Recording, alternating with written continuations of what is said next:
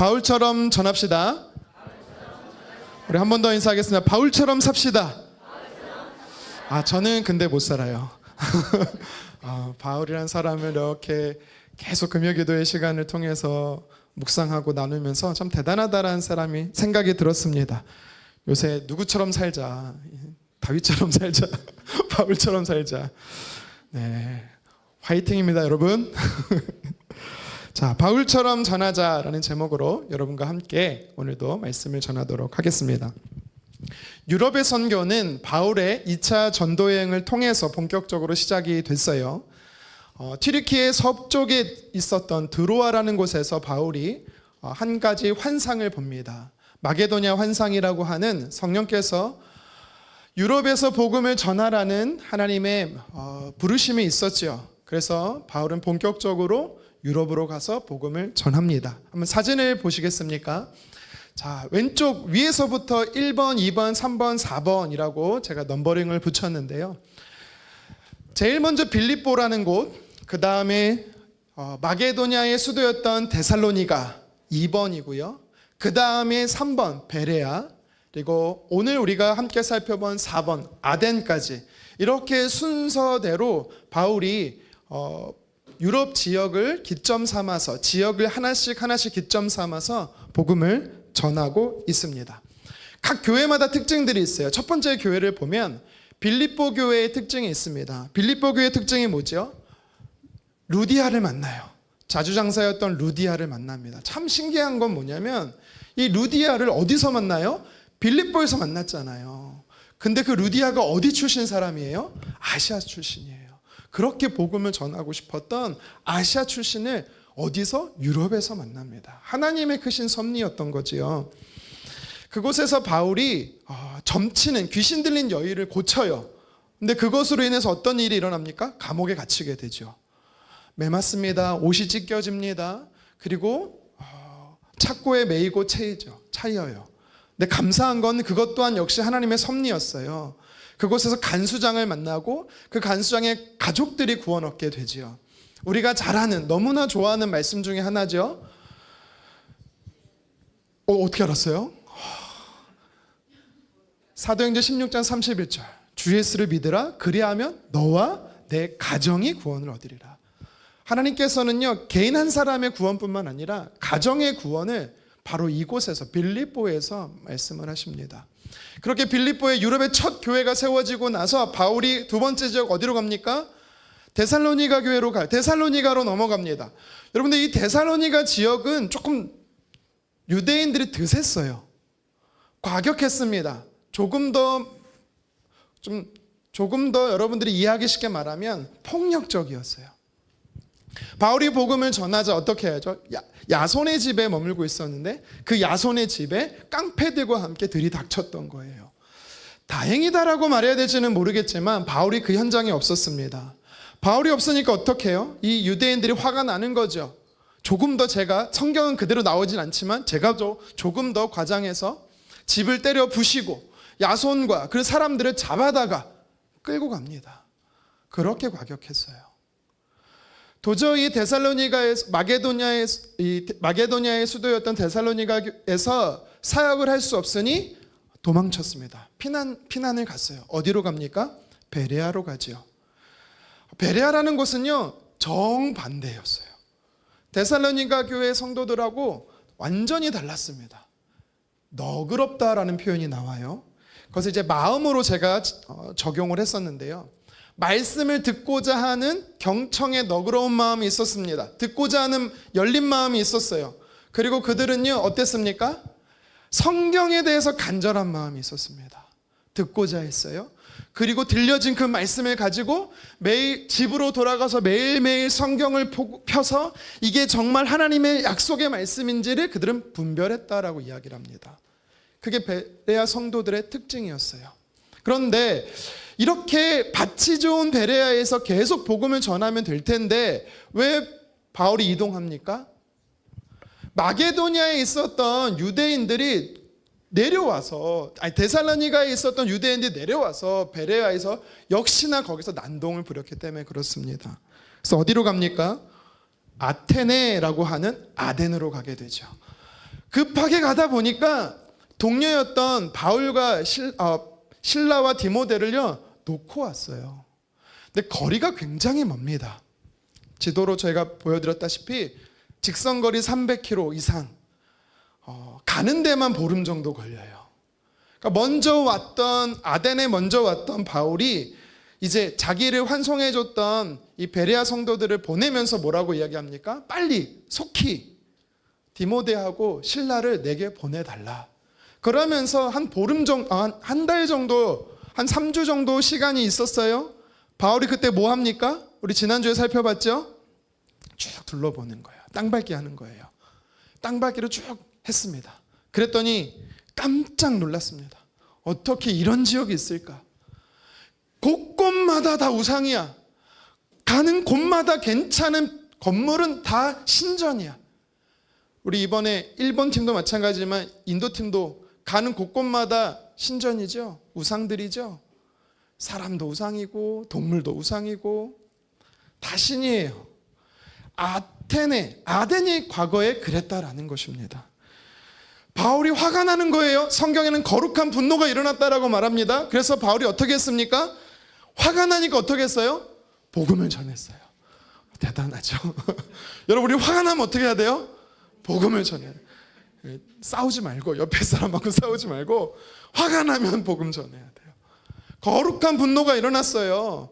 그래서 안식일에는 회당에 가서 복음을 전하고, 보통 평일에는 어떻게 했습니까? 장터라고 말하는 아고라에 가서, 그때 이 철학, 두 가지 철학이 성경에 나오죠. 스토아 철학하고 에피쿠로스 철학이 나오죠. 그 사람들하고 대화했어요. 그들에게 복음을 전했다라고 이야기합니다. 그렇게 복음을 전하다 기회가 하나 생겨요. 당시에 아무나 갈 수 없는 중요한 공동체 모임에 초청을 받습니다. 아레오바고라고 말하는, 그 당시 아테네에서 많은 좀 권력 있는 사람들이 모여서, 의결 기구라고 생각하면 돼요. 뭐 국회와 같은 꼭 그런 건 아니지만 그곳에 바울이 초청을 받아서 복음을 전하게 됩니다. 그리고 그 내용이 뭐냐면 오늘 우리가 방금 읽었던 이 말씀이에요. 그래서 저와 여러분들이 바울이 아레오바고에 서서 복음을 어떤 내용을 전했는지, 그 내용이 오늘 우리에게 무엇을 의미하는지 주는 영적 메시지를 몇 가지 살펴보고 싶습니다. 첫 번째로 바울의 설교를 통해서 오늘 성경이 우리에게 주는 메시지가 있습니다. 우리 함께 읽어보겠습니다. 시작. 상대방의 자리에서 시작하라. 이게 무슨 말이냐면, 복음은 여러분 바울처럼 전하라가 제목이에요. 바울은 오늘 어떻게 복음을 전했습니까? 자신의 위치에서 메시지를 전한 게 아니라 상대방의 위치에서, 상대방의 자리에서 복음 전함을 시작하고 있습니다. 무슨 말이냐면, 내가 복음을 전하는 대상, 청중이 어떤 사람들인지를 먼저 파악했다라는 거예요. 자, 우리 22절 하반절 말씀을 같이 한번 읽어보도록 하겠습니다. 아덴 사람들아, 너희를 보니 범사의 종교심이 많도다. 아멘. 바울이 제일 먼저 아레오바고에서 했던 말이 이거예요. 어떤 말을 제일 먼저 꺼냈어요? 당신들은 종교심이 많네요 였어요. 여러분, 근데 이게요 굉장히 흥미로워요. 왠지 아세요? 바울이 진짜 진심은 따로 있거든요. 왜요? 뭐예요? 바울은 화가 나 있었어요. 바울은 분노했어요. 거룩한 분노를 품었다 그랬어요. 왜요? 하나님이 창조하신 사람들이 하나님을 예배하는 것이 아니라 온갖 우상들을 섬기며 우상들에게 절하며 우상들을, 하나님이 아닌 그들을 경배하고 있는 모습에 거룩한 분노를 바울이 가졌다니까요. 그랬으면, 그게 진심이면 가자마자 제일 먼저 뭐라고 말해야 돼요? 이 썩을 놈들아 왜 이래야 되나요? 이 우상 숭배자들아 이래야 되나요? 할 수 있죠. 그게 진심일 수 있어요. 이러면 안 된다니까요. 이러면 큰일 나요. 이렇게 말할 수 있었어요. 근데 바울은 뭐라고 말하고 있습니까? 여러분들은 종교심이 많네요. 물론 이거는 칭찬은 아니에요. 칭찬은 아닙니다. 근데 중의적인 의미가 있지요. 뭔가 그렇게 들었을 때, 당신들은 종교심이 많아요 라고 했을 때 듣고 있던 아덴 사람들의 반응이 중요하거든요. 그들은 화를 내진 않았어요. 왜요? 맞는 말이거든요. 맞는 말이었어요. 그러니까 무엇을 바울이 제일 먼저 이야기를 한 거냐면 그 사람들이 공감할 수 있는 이야기, 그 사람들의 관심사, 그 사람들에게 들려졌을 때 고개를 끄덕일 수 있는 부분을 바울은 시작했다라는 거예요. 여러분, 바울은요 목적이 있었어요. 아레오바고에서 복음을 전하는 목적이 있었습니다. 그게 뭘까요? 그들을 책망하는 게 목적이 아니었습니다. 한 사람이라도 더 그들에게 복음을 전하는 게 바울의 목적이었어요. 그래서 목구멍까지 정말 하고 싶은 말은 있었지만 그것을 참고 그들이 귀 기울일 수 있도록, 그들의 마음을 열 수 있도록 바울은 먼저 그들의 입장에서 복음을 시작했다라는 것입니다. 성경에 보면, 특히 사도행전에 보면 바울이 사람들 앞에서 간증을 한다거나 변론을 하는 부분이 한 3-4번 나옵니다. 그리고 오늘 본문처럼 바울이 설교했던 내용이 스토리가 나오는 게 한 3군데 정도 돼요. 제가 그래서 성경을 찾아보니까 1차에서 한 번, 2차에서 한 번, 2차는 오늘 본문이고 3차에서 한 번이 나오더라고요.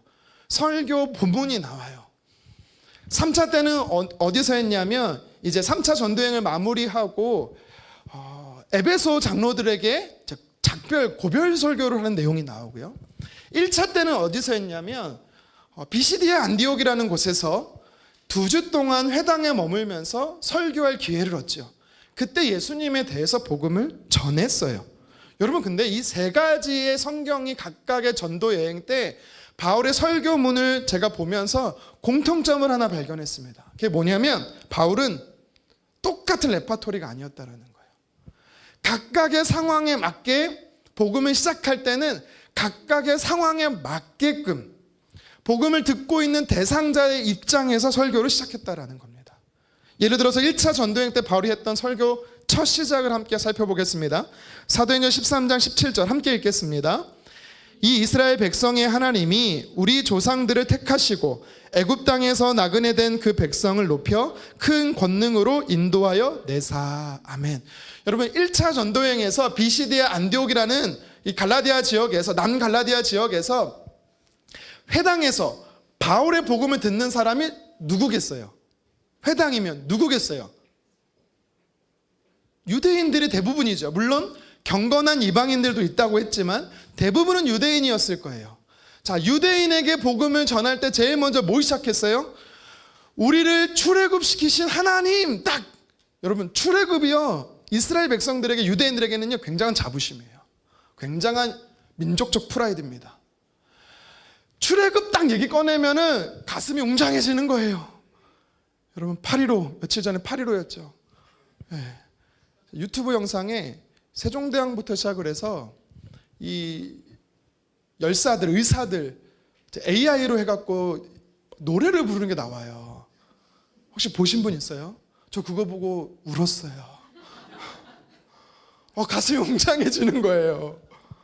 막 유관순 누님도 이렇게 유관순 뭐라고 불러야 돼요? 열사라고 해야 될까요? 그분도 막 움직여요, 영상으로, AI로. 근데 그분들의 헌신과 섬김, 이거는 뭐 종교를 떠나서 가슴이 웅장해지는 거예요. 똑같아요. 유대인들에게서 출애굽은요, 출애굽을 하나님이 우리에게 허락하셨다 하면 다 집중해요.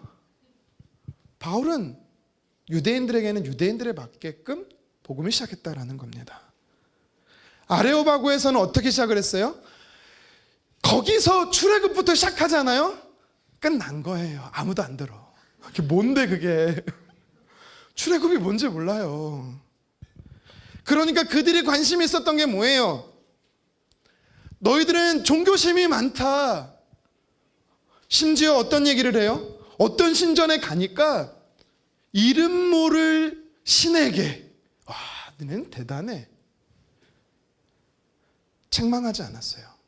왜 책망하지 않고 싶었겠어요? 이 우상 숭배자들아, 회개하라, 그러고 싶었겠죠. 하지만 바울은요 그렇게 하지 않았어요. 그들이 딱 들었을 때 첫 마디에 귀 기울일 수 있게끔. 우리 교회에서 우리 유초등부 학생들 무슨 얘기하면 좋아해요? 햄버거 사줄까? 싫어하나요? 안 좋아하나요? 군대에선요, 햄버거면 끝나요. 초코파이였다가 햄버거 하면 불교에서 다 와요. 천주교에서도 다 오고, 네. 햄버거의 종교를 바뀌어요. 바울은 22절에 종교심이 많다라고 이야기를 하면서 23절에 또 이렇게 이야기합니다. 같이 한번 읽겠습니다. 내가 두루 다니며 너희가 위하는 것들을 보다가 알지 못하는 신에게라고 새긴 단도 보았으니.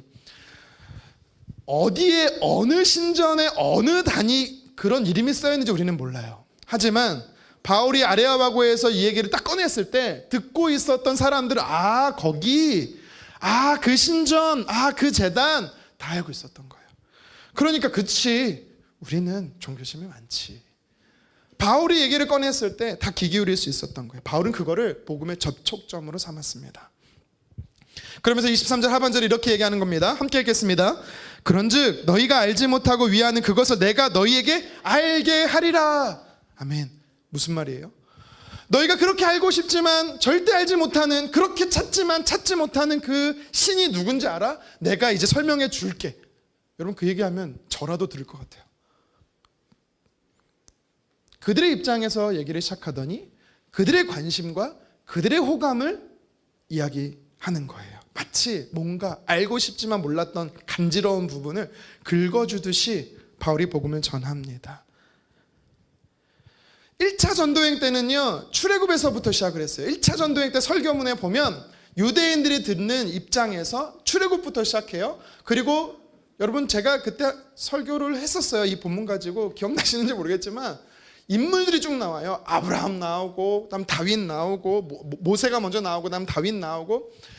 유대인들에게 있어서 그런 사람들은요, 신앙의 선배고 위인들인 거죠. 들으면 다 납득하고 이해되고 결국 어디까지 하냐면 예수님께까지 갔어요. 이번에는 어떻게 하는지 아세요? 바울이 출애굽도 모르고 또 유대인들의 역사적인 인물들 아무도 모르는 그들에게 어떻게 얘기하냐면 당신들이 매일 보던 그 제단, 하지만 누군지 모르는 그 신이 누군지 제가 가르쳐 드리지요. 그러면서 그 신을 소개하니까 그 이야기를 꺼내서 바울은요, 결국에는 어디까지 가냐면 예수님께로 갑니다. 여러분, 우리가 복음을 전할 때 이렇게 해야 돼요. 교회를 다녀본 적이 없고 성경을 전혀 알지 못하는 사람들에게 여러분들이 복음을 전하고 싶어요. 그건 참 귀한 마음입니다. 그래서 어디서 배운 건 있어갖고 전도 폭발, XE 이런 거 배워갖고 앉혀놓고 막 쏘아붙여. 근데 그 친구가 그래요. 뭔 얘기냐, 언제 끝나냐, 집에 가고 싶다. 여러분, 때로는 성경 지식이 필요하지만 역효과가 날 때가 있어요. 왜냐하면 그 사람의 관심사가 아닐 수 있거든요. 그 사람의 니드가 아닐 수 있거든요. 불편한 이야기로 꺼내면 도리어 거부감과 반감을 줄 수가 있습니다. 그 사람이 요새 무엇에 관심이 있는지, 왜 힘들어하는 모습이 보이면 왜 힘들어하는지, 고민이 뭐고 걱정이 뭔지, 중요하게 여기는 것이 뭔지, 여러분, 우리는요 최소한의 그 사람의 관심사 정도는 알아야 돼요. 여러분, 이단 신천지는 없어져야 합니다. 아멘. 근데 그나마 그들에게 배울 게 한 가지 있어요. 뭔지 아세요? 전도의 열정이에요. 너무나 잘 알겠지만요, 이 전도하려고 하는 한 사람 대상을요 파악하고 연구하는데 오랜 시간을 투자합니다. 어느 정도 투자하냐면 하루의 일과를 다 파악해요. 그 사람의 동선, 일주일의 동선, 한 달의 동선을 다 파악합니다. SNS를 통해서 누구를 만나고 뭘 좋아하는지, 취미가 뭔지를요 알아요. 그래서 의도적으로요 그 사람의 동선에 나타나요. 마치 우연처럼 가장해서 항상 타던 버스에 같이 타고 그 사람이 내리는 곳에 정류장에 같이 내립니다. 눈에 그러니까 전도 대상자가 볼 때 우연히 만났지만 너무 그러니까 잘 아는 사람처럼 관계를, 마음을 열 수 있게 하는 겁니다. 실제 있었던 일인데요, 러닝을 좋아하는 사람이, 러닝에 취미가 있는 사람에게 이 신천지들이 러닝 동호회를 소개합니다.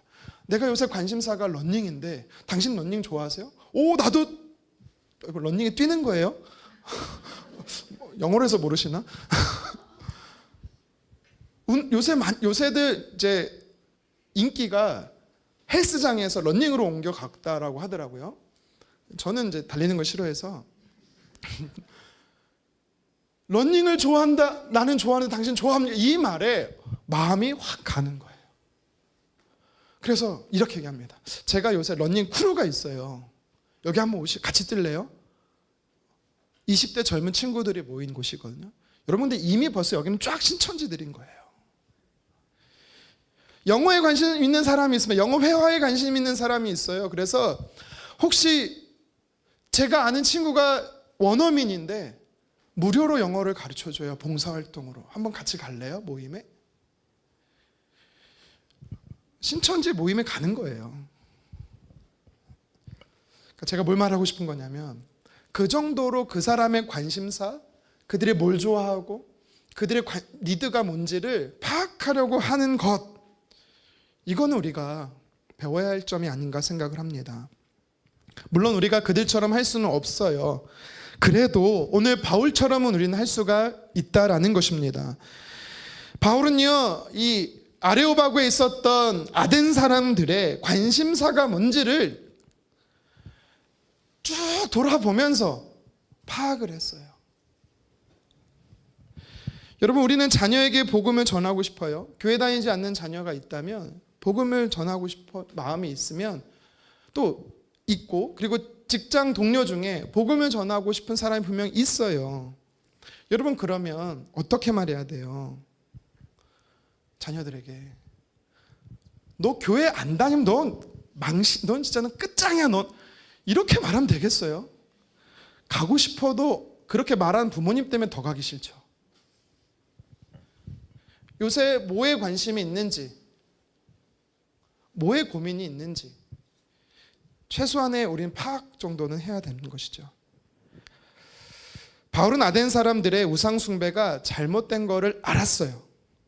마음이 거룩한 분노, 경노할 정도로 그는 그 문제의 심각성을 알고 있었습니다. 하지만 처음부터 첫 자리에서, 첫 상견례 자리, 대면의 자리에서 이 우상 숭배자들아 회개하라고 말한 것이 아니라 그들이 복음을 들을 수 있도록 마음의 문이 열리도록, 귀가 열리도록 바울은 그들의 입장에서 복음을 전하기 시작했다라는 겁니다. 여러분, 복음을 전할 땐 예의가 필요해요. 진리를 분명하게 전해야 되지만 진리를 전하는 태도까지 거칠 필요는 없습니다. 우리의 태도가 때로는요, 전하는 메시지보다 더 중요할 때가 있어요.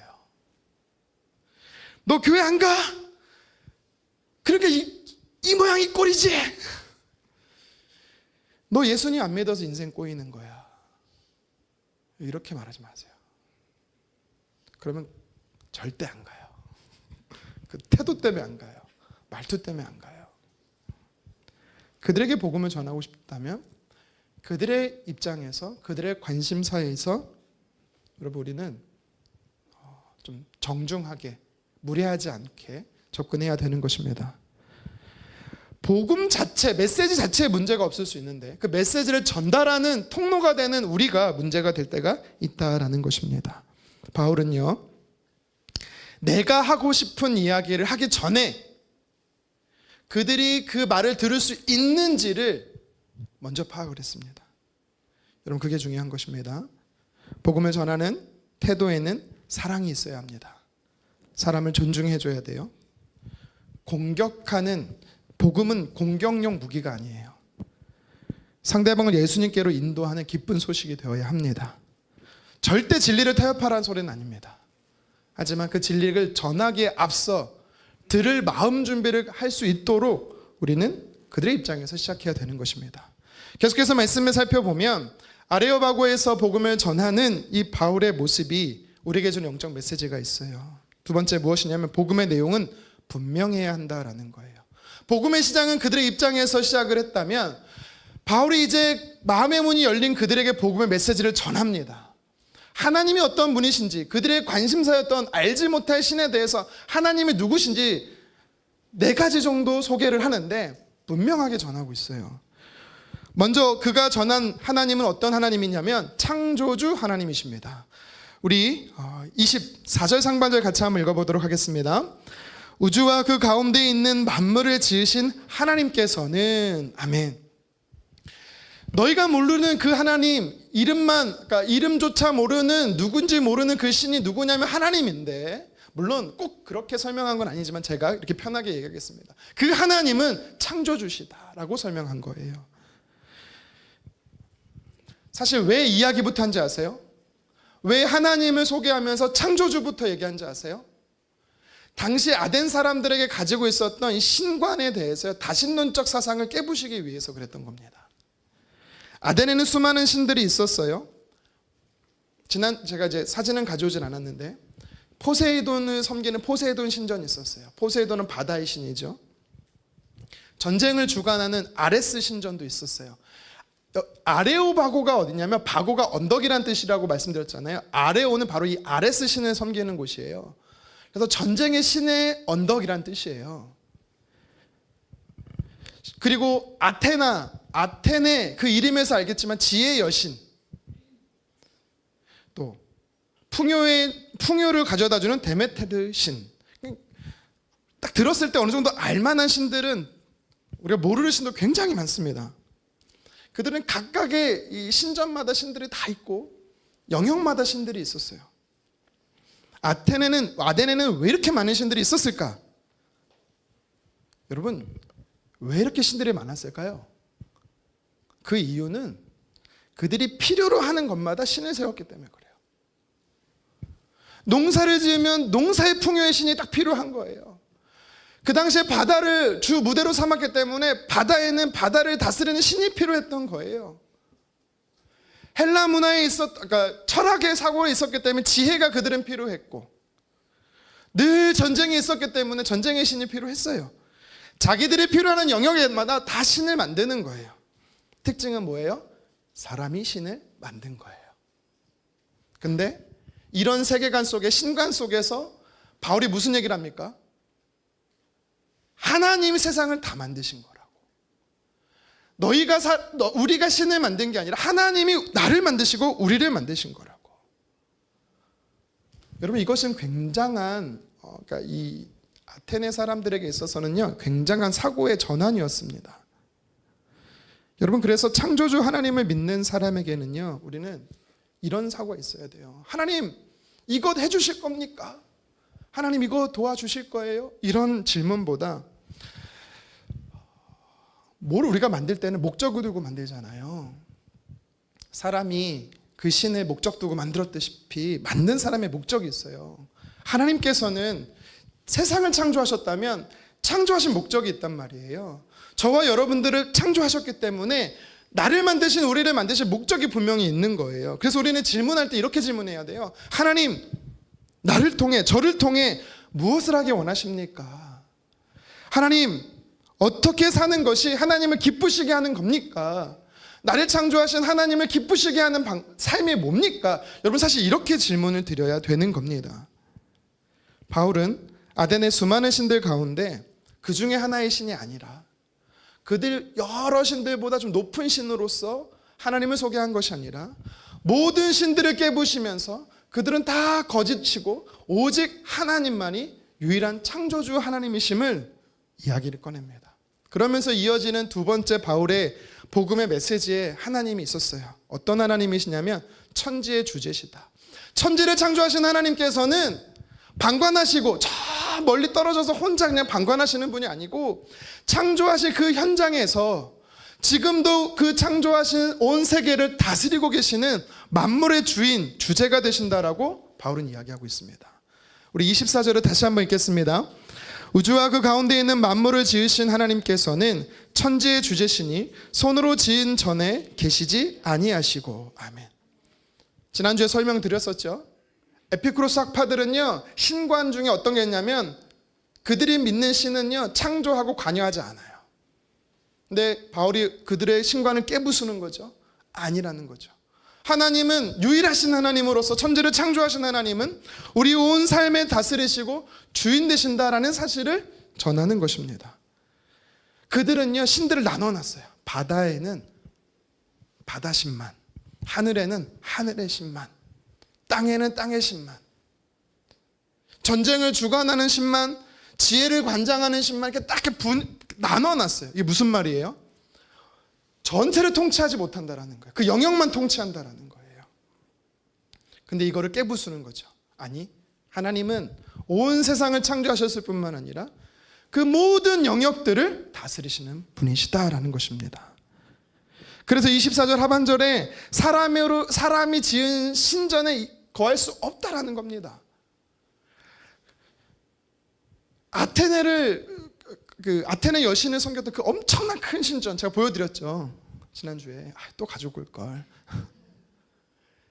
거기에 하나님이 거하시지 않는다. 충격인 거죠. 그들이 생각할 때는.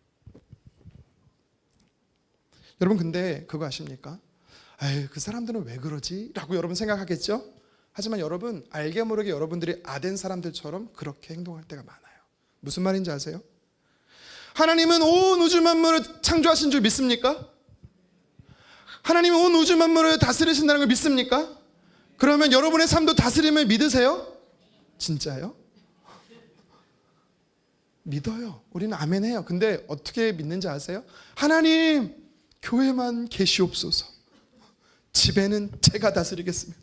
저희 아이들 제가 쥐업해서라도 그냥 다스리겠습니다.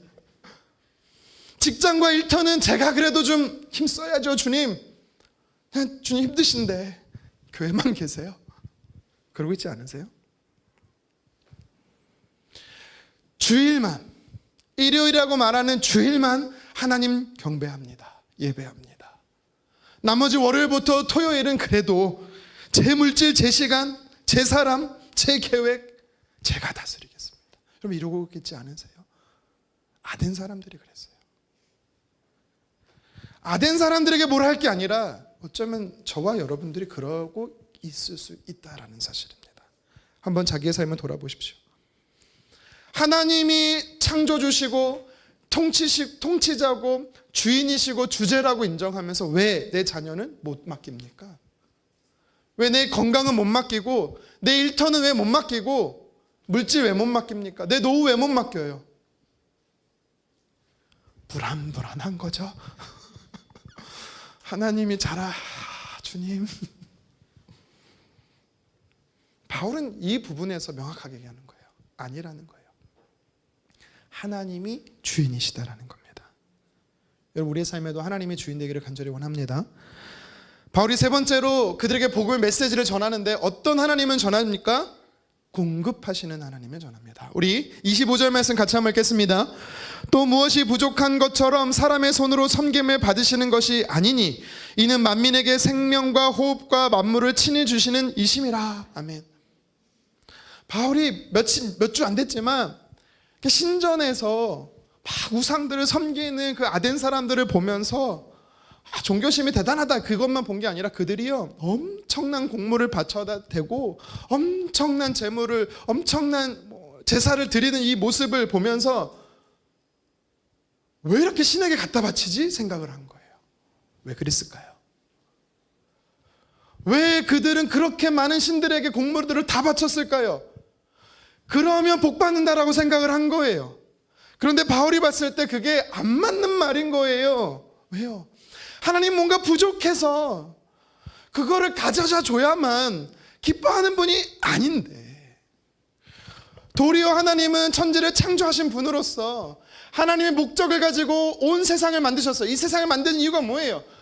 하나님의 비조형, 하나님의 형상을 닮은 저와 여러분들이 살아갈 수 있도록 만드신 건데, 그래서 우리를 위해서 온 우주 만물의 자연을 만드신 건데, 우리를 사랑하심으로 우리에게 공급해 주시기를 원하시는 건데, 뭔가 하나님이 부족한 것처럼 막 가져다 드리는 이 모습 아니라고 이야기하는 거예요. 도리어 하나님은 여러분들의 삶에 공급하시는 분이라고. 25절 하반절 이어서 읽겠습니다. 이는 만민에게 생명과 호흡과 만물을 친히 주시는 이심이라. 구체적으로 하나님은 공급하시는 분이야 라고 말하면서 세 가지를 언급합니다. 생명과 호흡과 만물을 주셨다. 생명이 뭐예요? 우리의 목숨을 이야기하는 거잖아요. 우리의 생명, 태어나게 하신, 존재하게 하시는 분이 하나님이라는 거예요. 그 당시에요, 요새도 실존주의 철학자는 그렇게 말하죠. 그냥 던져진 존재다. 우리는 어디서부터 왔는지 모르는데 딱 던져졌다가 사라지는 그런 존재다. 그 당시에 아덴 사람들도 그렇게 생각했어요. 어디서 온지 몰라. 그냥 왜 태어났는지도 몰라. 그게 아니라 창조주 하나님께서 목적을 가지고 우리를 생명을 주셔서 태어나게 하셨다라는 걸 이야기하는 거예요. 여러분, 우리가 하루에 몇 번 호흡하는지 아세요? 저도 몰라요. 자고 있을 때도 계속 숨 쉬잖아요. 저는 쉬고 있어도 제 심장은 계속 뛰어요. 하나님께서 호흡을 주셨기 때문에 그렇습니다. 하나님께서 또 우리에게 만물을 주신대요. 일상의 삶에 필요한 것들을 공급해 주신다라는 것입니다.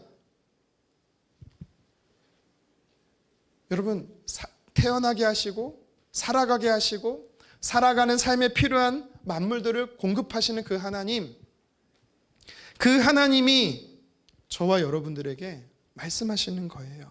뭡니까? 지금까지 내가 너의 삶에 공급했다. 내일도 공급할 것이다. 예수님께서 뭐라고 말합니까? 무엇을 먹을까? 무엇을 마실까? 무엇을 입을까? 우리는 내일의 공급원을 굉장히 필요로 합니다. 뭔가 내가 열심히 노력해서 얻어내야 한다라고 생각을 해요. 뭐 아주 틀린 말은 아닐 수 있겠지만, 근데 예수님께서요 뭐라고 말씀하십니까? 그건 이방인들이나 구하는 거야. 이방인이었던 아덴 사람들은 그렇게 구했어요. 그래서 예수님이 말씀하셨고 또 성경에서 기록된 하나님이 어떤 분인지 알았던 바울은 뭐라고 말합니까? 오늘까지 여기까지 살아내게 내신 하나님은 내일도 살아가게 하신다, 이거예요. 여러분, 그러면 우리는 어떻게 반응할 수 있을까요? 걱정하고 염려할 것이 아니라 감사할 수 있는 거죠. 그리고 오늘의 염려를 맡길 수가 있는 겁니다. 하나님 앞에. 오늘도 공급하신 하나님, 이스라엘 백성들은요 광야에서 내일 만나가 내릴까 고민했을까 안 했을까요? 초창기는 했을 수 있어요. 근데 이게 5년, 10년, 20년 계속되면 안 하지 않았을까요? 했다면 그 사람 대단합니다.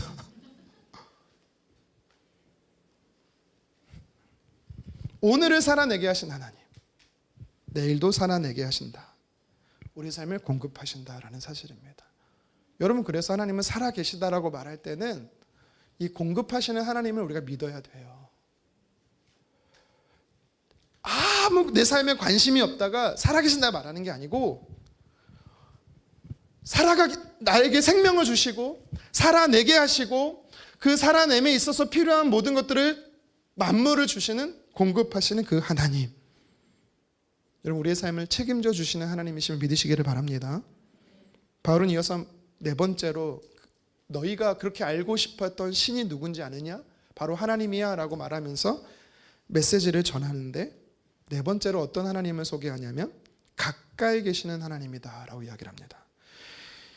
26절에 뭐라고 말하냐면 인류가 하나에서 시작됐다.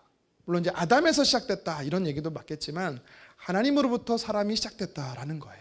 그 얘기를 하는 겁니다. 그렇기 때문에 모든 언어, 모든 민족 다 흩어져 있어도 다 하나님에게서 시작됐다라는 얘기예요. 그러면서 뭐라고 말하냐면 하나님은 사람의 연대를 정했다라고 말씀하십니다. 거주할 경계를 정하셨다라고 이야기를 해요. 언제 살고 어디에서 살아야 되는지 하나님이 정하셨다라는 거예요. 우리 27절에 중요한 이야기를 해요. 27절 상반절 함께 읽겠습니다.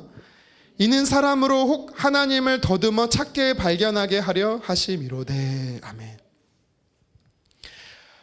24절부터 26절까지 바울이 쭉 하나님을 소개하잖아요. 하나님은 창조주야. 유일하신 하나님으로서 온 만물을 창조하셨어. 그 하나님은 방치하시는 분이 아니고 우리의 삶의 온 만물의 주인 되시고 다스리셔. 그리고 그분이 바로 너와 우리의 삶의 공급원이셔. 왜 이런 하나님을 계속해서 소개하고 있는지를, 그 목적이 뭔지를 이야기해 주는 거예요. 27절에 뭐래요? 하나님 발견하게 하려고. 여러분, 근데 이게 참 맞는 얘기지만 못하는 얘기예요. 할 수 없는 이야기예요. 왜요? 아덴 사람들이 어느 정도냐면 철학적 이야기하고 새로운 신에 대한 이야기를 듣는 거를요 제일 좋아했고요. 대부분의 시간을 거기에 썼다라고 분명히 말하거든요. 그 외의 일은 안 했다라고 말해요. 근데 그들이 그 열심과 종교심이 특심이 있어서 열심히 하나님을 찾고 또 찾고 하지만 결국 못 찾았어요. 못 찾았어요. 그래서 알지 못하는 신이라고 말해요. 왜 그런지 아세요? 27절 하반절 때문에 그렇습니다. 우리 27절 하반절 함께 읽겠습니다. 그는 우리 각 사람에게서 멀리 계시지 아니하도다. 아멘. 이게 아덴 사람들이 가지고 있었던 신관에 어떤 게 있었냐면 어떤 용어도 모르고 이름도 모르고 그 신에 대한 특징도 모르지만 어쨌든 대단한 신이 계신데 그 신은 멀리 계셔.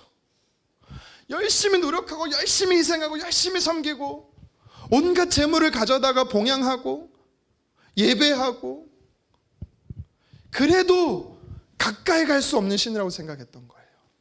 근데 바울이 뭐라고 말합니까? 그러니까 너희들이 못 찾는 거야. 하나님은 그런 분 아니셔. 하나님은 어떤 분이시래요? 가까이 계셔. 이 가까이 계시다는 게 무슨 말이냐? 지금 나와 함께 하셔라는 뜻이에요.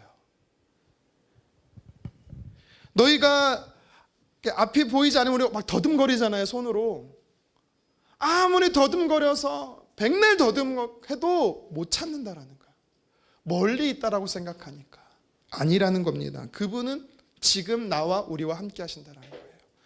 로마서 5장 8절에 뭐라고 말합니까? 우리가 아직 죄인 되었을 때, 하나님이 누군지도 모르고 예수님이 누군지도 모르고 죄 가운데 거할 때에 예수님께서 어떻게 하셨대요?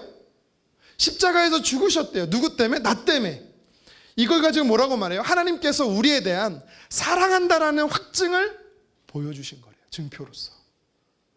우리가 뭔가 열심히 신전에 가서 봉사하고 제물 드리고 그래서 사랑하신 게 아니고 우상숭배하고 아덴 사람처럼 우상숭배하고 하나님 모르는 그 상황에서도 택하셔서 자녀 삼아 주시고 예수님을 십자가에 죽이면서까지 저와 여러분들을 사랑하셨다라고 말해요. 그 정도로 가까이 계시다라는 거예요. 하나님이 예수님을 이 땅에 보내시면서 그 이름을 뭐라고 했습니까? 임마누엘. 뭐라는 뜻이, 어떤 뜻이에요? 끝날까지, 세상 끝날까지 항상 함께 하신다라는 뜻이에요.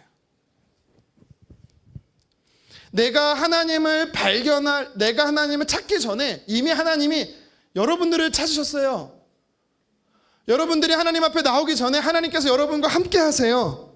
생명을 주셨고 그리고 살아갈 필요한 장소와 공간을 주셨고 필요들을 채워주시는 그런 하나님이다라고 오늘 이야기하는 거예요. 멀리 계신 분이 아니에요. 가까이 계신 분이십니다. 그래서 우리의 삶이 하나님의 손길 안에 섭리 안에 있다라고 이야기하는 것입니다. 28절 상반절에 더욱 확실하게 강하게 이렇게 표현합니다. 함께 읽겠습니다. 우리가 그를 힘입어 살며 기동하며 존재하느니라. 이것은요 당시에 누군지는 모르겠지만 아덴의 시인이 했던 얘기인가 봐요. 그래서 그거를 인용해서 이야기하는 거예요. 그를 힘입어서 우리가 사는 거야. 너희가 말하는 그는 뭐 이름 모를 신이 아니고 그 하나님을 힘입어서 우리가 하나님 때문에 움직일 수 있어. 기동할 수 있어. 하나님 때문에 살아갈 수 있어. 하나님께 힘을 입으면 돼. 힘을 얻으면 돼.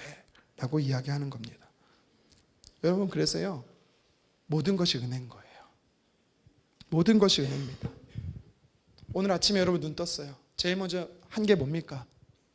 아씨 오늘도 시작해서 오늘 금요일이야 이겁니까? 할렐루야 금요일 금요일이 되어 있는 날 할렐루야. 아무도 없죠? 네. 아침에 눈을 떴을 때 하루를 시작할 수 있는 것도 하나님의 은혜. 우리가 이곳에 나와서 예배하는 것도 하나님의 은혜. 건강한 것도 은혜. 여러분 근데요 참 재밌는 건 뭔지 아세요? 아덴 사람처럼 내가 행동하려고 그래요. 어떻게? 하나님 저 멀리 계신 분으로. 내가 기도했는데 내가 기도한 대로 응답이 안 되니까 어떻게 생각해요? 하나님 나에 관심 없어. 내게 관심 없어. 하나님 나와 함께 하지 않으셔. 하나님 저 멀리 계셔. 앞길이 보이지 않고 막막해요. 하나님 나 잊으셨나? 여러분, 우리가 아덴 사람처럼 행동할 때가 참 많습니다. 아니라는 겁니다. 고통스럽고 힘들고 어려울 수 있어요. 근데 그때 하나님이 저 멀리 계신 분이 아니고 지금 나와 함께 하시는 분이세요. 여러분, 그랬어요. 진짜 믿음은 뭐예요? 멀리 계신 하나님을 열심히 기도해서 내가 있는 곳으로 모셔오는 게 믿음이 아니고, 믿음의 눈을 열어서 나와 함께 하신 하나님을 바라보는 게 진짜 믿음인 것입니다. 여러분, 힘드실 때마다, 막막할 때마다, 미래에 대한 소망이 사라질 때마다 하나님을 찾으십시오. 나와 함께 하신 하나님을 찾으십시오. 중요한 결정 상황에 놓였을 때마다 하나님을 찾으십시오. 멀리 계시지 않아요. 기도할 때, 저도 이걸 제가 혼자 만들어낸 게 아니라 대학생 때 어떤 목사님이 가르쳐 주신 방법이었어요.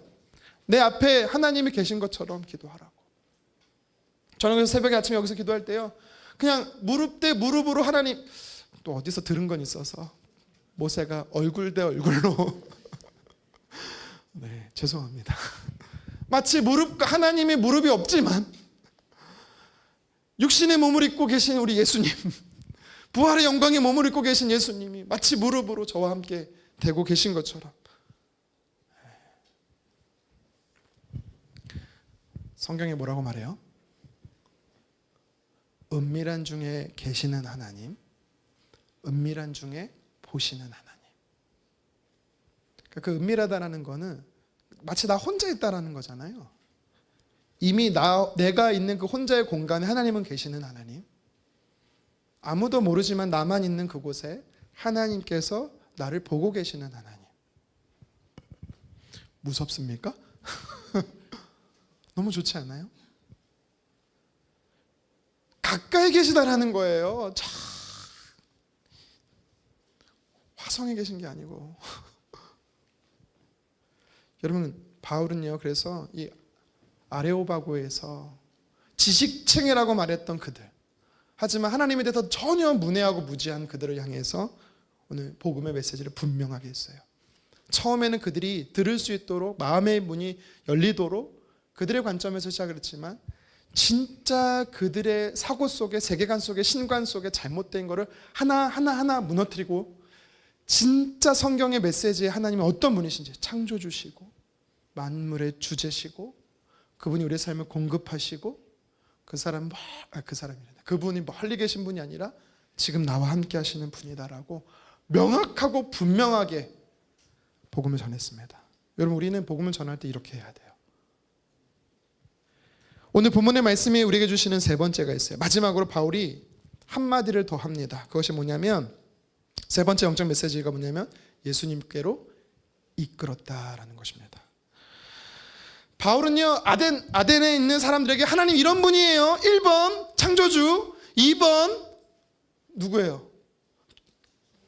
그렇죠, 주인. 3번 뭐예요? 공급하시는 분. 4번 뭐예요? 자, 됐습니다. 이제 돌아가십시오.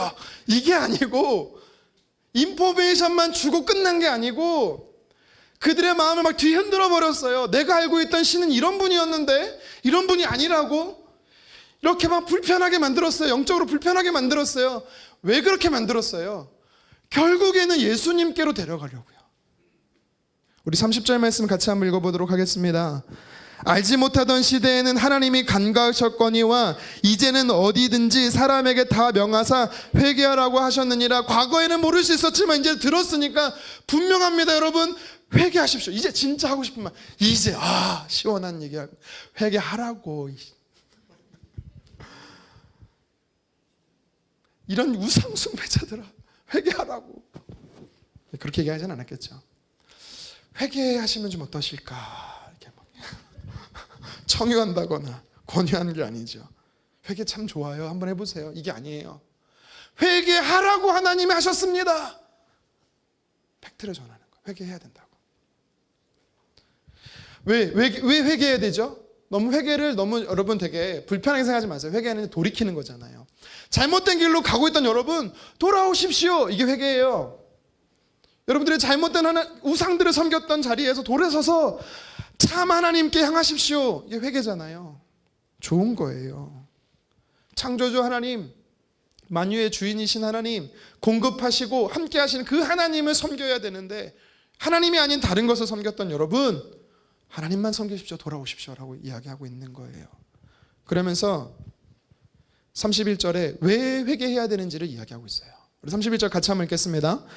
이는 정하신 사람으로 하여금 천하를 공의로 심판하는 날을 작정하시고 이에 그를 죽은 자 가운데서 다시 살리신 것으로 모든 사람에게 믿을 만한 증거를 주셨음이니라 하니라. 아멘.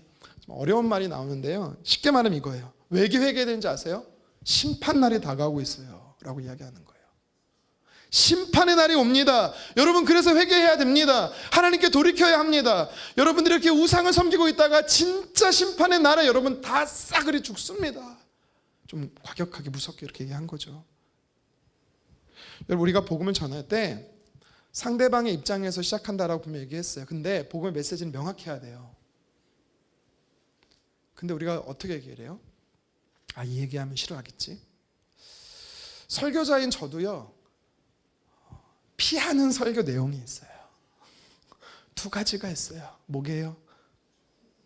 회개와 물질에 대한. 몇 주 전부터 막 머리가 아파요.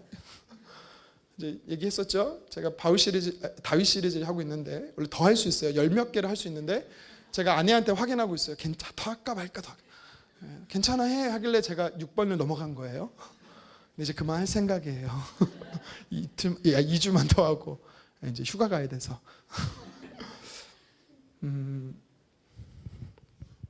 하나님의 사랑 이야기해야 됩니다. 하나님의 은혜 이야기해야 됩니다. 꼭 필요한 얘기예요. 그런데 하나님의 심판 이야기해야 돼요. 성경에서 분명히 말씀하고 계시기 때문에 듣기는 싫어할 수 있어요. 그럼에도 해야 돼요. 왠지 아세요? 심판이 있어야만 왜 구원이 필요한지를 알게 돼요. 심판이 없다면 구원이 왜 필요하겠어요? 심판이 있기 때문에, 천국과 지옥이 있기 때문에 구원이 필요한 거예요. 하나님 사랑을 너무 강조하다가 지옥이 없다라고 말하는 신학자도 있는데 그거 아니에요. 너무 공부를 많이 하셨어요, 그분은. 왜 구원받아야 하는지에 대해서 이야기를 하면서 심판을 이야기합니다. 왜 여러분들이 하나님께로 돌이켜야 하는지 아덴 사람들에게 이야기를 합니다. 그날을 정하셨다고. 그러면서 얘기해요. 정하신 사람을 통해서 심판하신다. 이 정하신 사람이 누구예요? 이제 누구 앞에 이끌어 갑니까? 예수 그리스도예요. 예수 그리스도는 이 땅에 오셔서 우리의 구원자 되셨어요. 물론 이걸 얘기할 수 있었어요. 근데 그렇게 얘기하지 않고 어떤 분을 먼저 꺼내냐면 심판주이신 예수님을 먼저 꺼냈어요, 바울이. 그 상황에 맞게끔. 물론 구원자의 이야기도 했겠죠. 구원이 필요하니까. 그 하나님이 인간의 몸을 입고 이 땅에 오셨고 그분이 지금 승천하셔서 보좌 우편에 계시다가 하나님이 정하신 그날에 이 땅에 오셔서 심판하실 겁니다. 여러분, 그래서 하나님께 돌이켜야 합니다. 이렇게 논리적으로 복음을 전하고 있는 겁니다. 예수님을 심판주로 소개를 해요. 부활에 대해서 이야기를 해요. 왜 부활에 대해서 얘기했는지 지난주 말씀드렸죠. 그들은 부활에 대해서 전혀 관심이 없어요. 인간이 죽으면 다 끝이라고 생각했어요. 그래서 의도적으로 바울은 부활을 꺼낸 겁니다. 30절 자막 다시 한번 주실래요? 바울이 뭐라고 말합니까? 이에 죽은, 하반절에 보면 이에 그를 죽은 자 가운데서 다시 살리신 것으로 모든 사람에게 믿을 만한 증거를 주셨음이니라. 이게 무슨 말입니까? 세상을 심판하실 증거가 뭐래요? 부활하신 예수님이래요. 십자가에 죽으시고 부활하신 그 예수님이 부활로 그냥 끝나는 게 아니라 부활 자체가, 바울은 여기서 뭐라고 말하냐면 교리적으로 신학적으로 심판이 진짜 있을 증거다라고 이야기합니다. 여러분, 우리는 보통 부활 얘기하면 지난 저희가 부활절에도 제가 그런 설교를 했었는데 부활이 어떤 의미냐 이제 3가지 얘기했었는데 기억 안 날 줄 알아요. 근데 오늘 여기서 또 이런 관점이 하나 나와요. 부활 신학의 어떤 관점이 나오냐면 예수님의 부활은 우리의 부활의 첫 열매 정도가 아니라 내가 부활의 영광에 들어간다는 정도가 아니라 어떤 성경의 가르침이에요? 심판이 있을 것에 대한 메시지예요. 새로운 관점이죠. 바울이 전하는 복음에는 흐름이 있었어요. 아덴 사람들은요, 논리적인 사람들이고 철학적인 사람들이고 지식인들이었기 때문에 막 주먹구구로 막 이렇게 얘기하는 걸 별로 안 좋아했나 봐요. 굉장하게 논리적으로 전개해요. 정리하면 이렇습니다. 자막을 보여주시겠어요?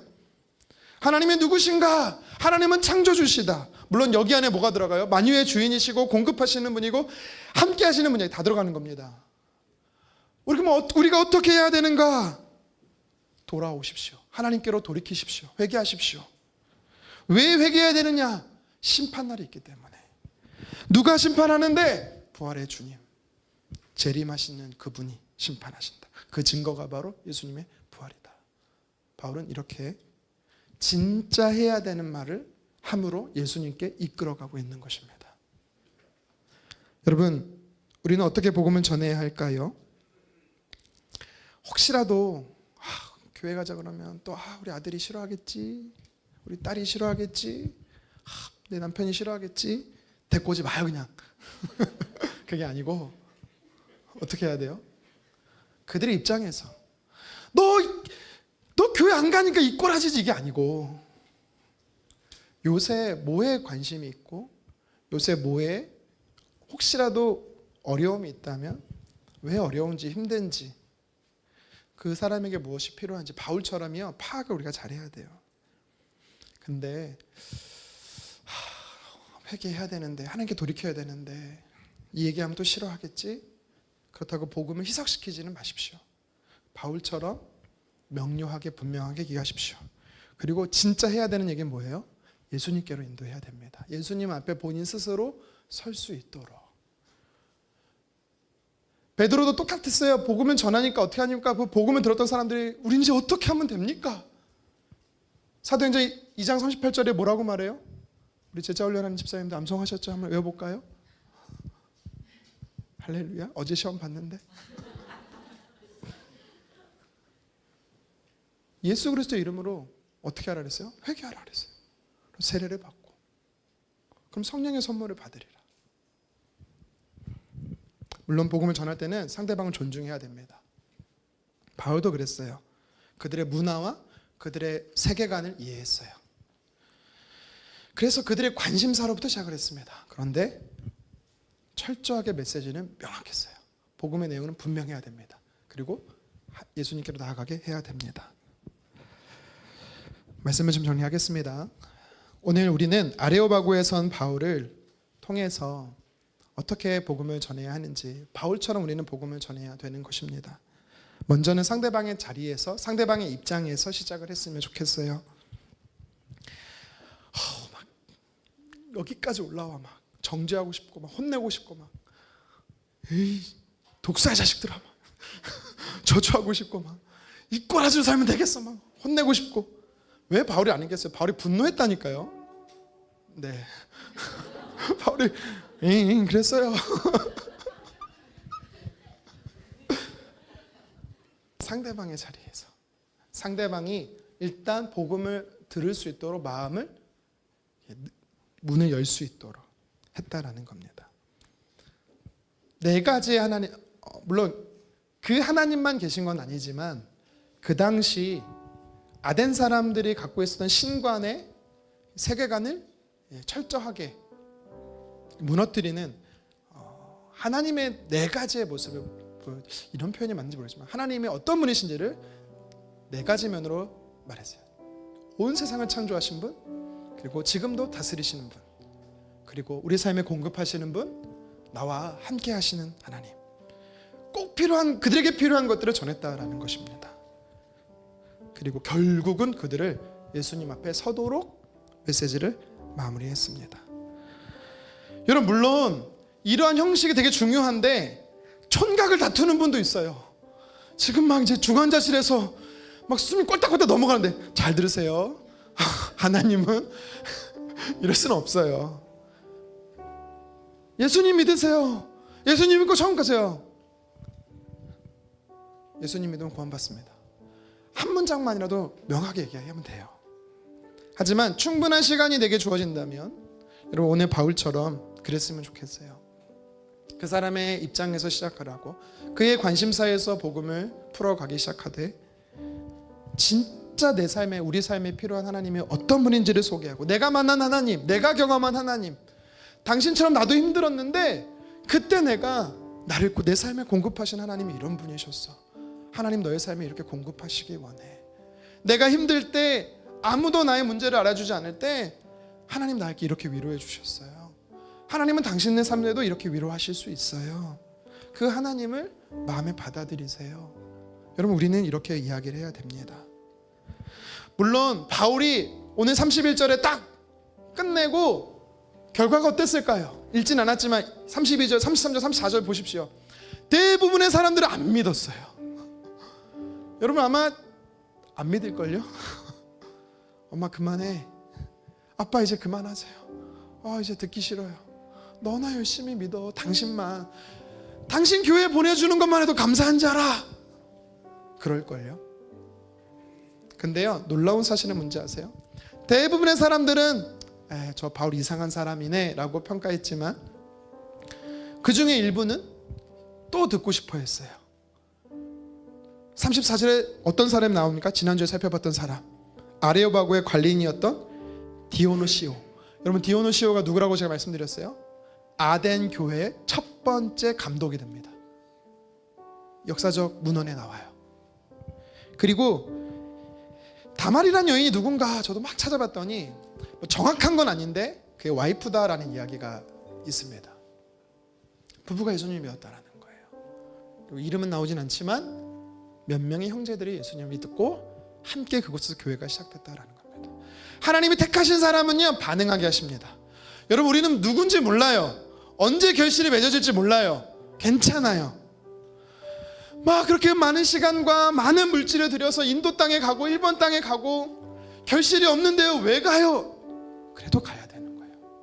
한 명이라도 복음을 듣는다면 가야 되는 것입니다. 여러분, 이 사실을 믿고 바울처럼 복음을 전하는 저와 여러분 되기를 주님의 이름으로 축원합니다.